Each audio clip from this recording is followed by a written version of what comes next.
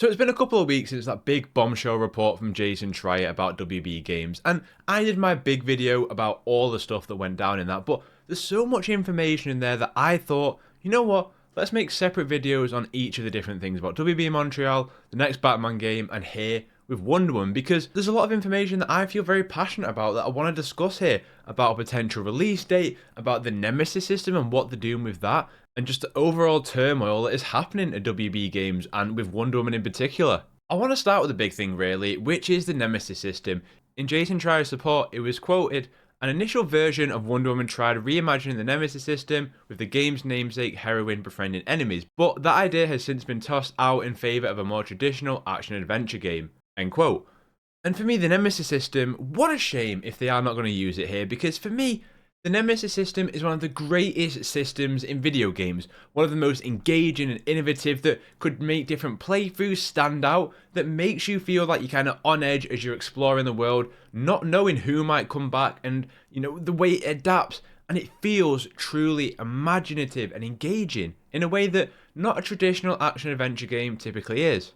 With Wonder Woman now pivoting towards an action adventure game, I'm still excited, don't get me wrong, but I think it's a shame to completely abandon the idea of the nemesis system entirely. I get it that her befriending her enemies doesn't really make sense, but I still think there's no aspects of the nemesis system that they can pick and choose and bring in here. And for those that don't know and haven't played the Shadow of Mordor or Shadow of War games, what is the nemesis system? It was basically a system in the game where different bosses that you could come up against, you could either recruit them after you defeated them, or you could full on kill them. After you killed them, they would come back and adapt to your method. So let's say that you really hurt them from the back, they would block off a certain attack and adapt to your methods of taking them out. But then in recruiting them, you could send them off to go and take on other bosses and fight other battles, and it all culminated in assembling this massive army.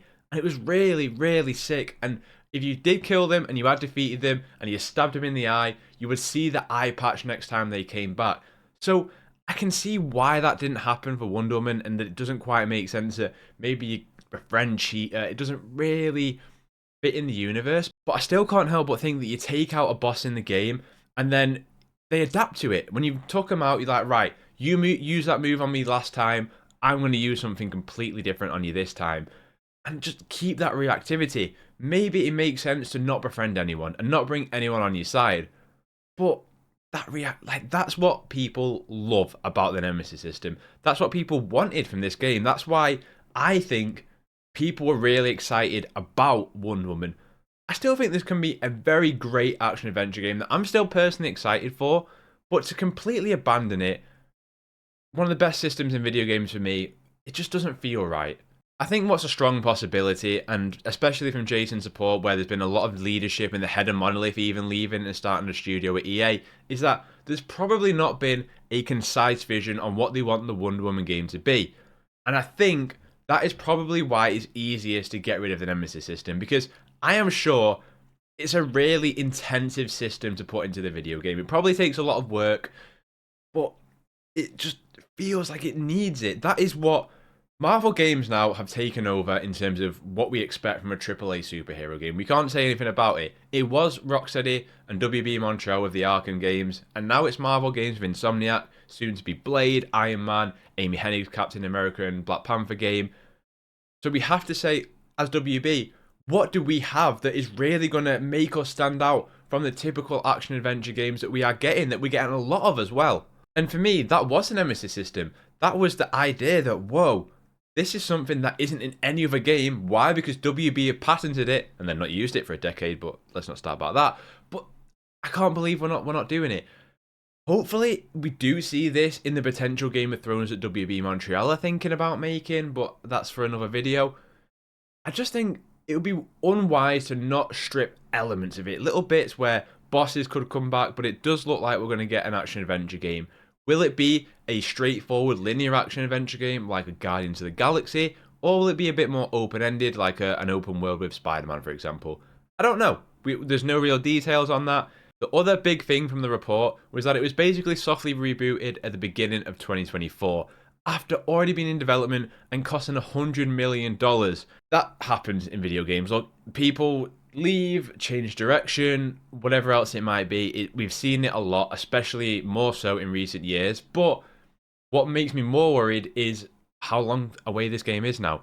And it was announced at the 2021 Game Awards, so it's already been 3 and a bit years since announcement. So with it being announced 3 years ago, you've got to ask yourself, how far away are we from it now? With it being softly rebooted in 2024? I'm sure they can take little aspects of it and keep that going along with development. I'm not going to armchair develop over here. That's not what I do. But you've got to ask yourself, people were already itching for it. Where's Wonder Woman? Why is it not a Jeff Keighley's event? Why is it not the Game Awards? Why is it not a PlayStation showcase or state of play? Who's got it? Who's going to show it off? And now it feels like we're probably a good 2 years away from the actual reveal of the game. We've got to be asking ourselves, when's this game going to release? It feels like it depends on the scope of the game. It feels like it depends on the leadership. Do they have now a concise vision of what they want this game to be? Or is it a generic that we want it to be an massive, sprawling, 70-hour open world adventure? Or is it going to be this tight 10 to 15-hour single-player linear campaign? We don't know. But I think that WB should play to the strengths here still. Monolith, they get it. Even though if we are disregarding the nemesis system, Shadow of War and Shadow of Mordor, they were still very competent action games to play. They were fun to play, the movement felt good, the combat felt great, but yes, the nemesis system has made it stand out. But even without that, I still think the world of Wonder Woman and Themyscira can be very, very exciting and make it stand out from what we're getting in a lot of superhero games at the minute, which is just the very traditional cities of Gotham, New York, what we'll get with Rise of Hydra. That's a little bit different, but Themyscira is a little bit more fantastical, a little bit more magical, and I hope they strongly lean into that and the other aspects of DC. But you just hope that because it's been in development for a while, because they've been staffing up, that they've already got the ideas of the setting and they've already started the design work on that. So maybe we could see this game in 2027. If I was a betting man, I would probably say 2028. Video games are so complex now. It seems like there's been a big disruption in the leadership at Monolith. There's definitely been incompetent studio at the very top of WB. And it feels like they've got a big couple of years ahead of them. A very tough couple of years ahead of them. That we're probably not going to see this game. And it has to be right. Let's be clear about this. They cannot afford Wonder Woman flop. Both from a critical reception, a player reception, and then obviously most importantly financially. Because it's been a rough couple of years. They can't afford another Gotham Knights, especially another Suicide Squad. And with it probably being 2029, most likely, for a new Rocksteady Batman game, Wonder Woman has got to hold it down. That is the next big project still. Unless we know about some licensing, which we don't right now, that they've got going on in the background. They said that it's going to be a rough 2 to 3 years that they've got to get it back. I'm not sure when we see this game. We all thought that like Shadow of War, Shadow of Mordor, it just translates to Wonder Woman, right? That it felt like this game would be here around now, that it'd be releasing this year. When it was first announced in 2021, we felt like it was probably going to release this year, next year at an absolute push. And now it's a good couple of years away and we have to wonder, what is the game going to be? Action adventure can be such a variety of things that it could be this 10 to 20 hour game. It could be this 40, 50, 60-hour game. I don't know. But what I know is that they have to be clear on what they want it to be. If they try and do both and get it wrong, and with it being softly rebooted, at least it's going to an action-adventure game and not a live service, because Jesus Christ, please no. But I also think it's massive because let's say 2027, more likely 2028, the DCU by James Gunn at this point should have took off. We should have got Superman. We should have got Supergirl. We should have had the Lanterns. Hopefully, we'll have had the Batman Part 2, even though that's not technically DCU. Maybe we'd have got Batman the Brave and the Bold. No, I'm just kidding. No chance of that happening. But what you hope is that there starts to become a real DC synergy, that they can time this game close to a movie. And there is meant to be the Wonder Woman like TV show series. I can't remember what it was exactly. Whether that's still actually happening or not, I don't know.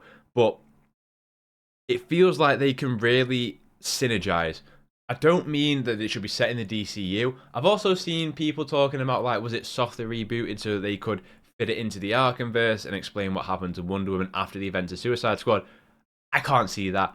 I don't see that ever happening. I don't think it makes much sense to. And also, the less constriction on people telling the stories, the better.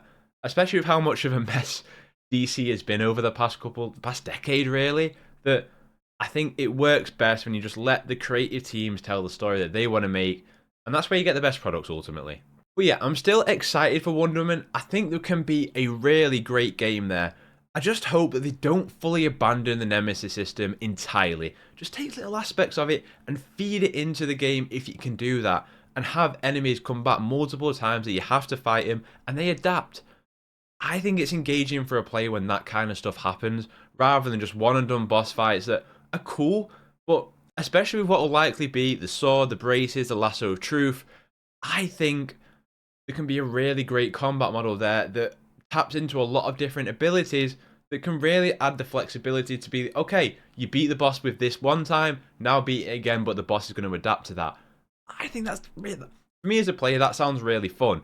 And there is the possibility that this game never sees the light of day. The WB just can't afford to get it out anymore, that it just can't get a clear leadership and direction as to what it wants to be, where it wants to go, if it's going to be made in a good enough time so that they're not just spending hundreds of millions of dollars and it becomes too big of a project that ultimately, no matter how well it sells, it's going to bomb and fail. It's tough. I mean, I did the whole video on WB as a whole and what I think of the leadership over there, which I will leave in the description if you haven't watched that, because it's crazy on all levels.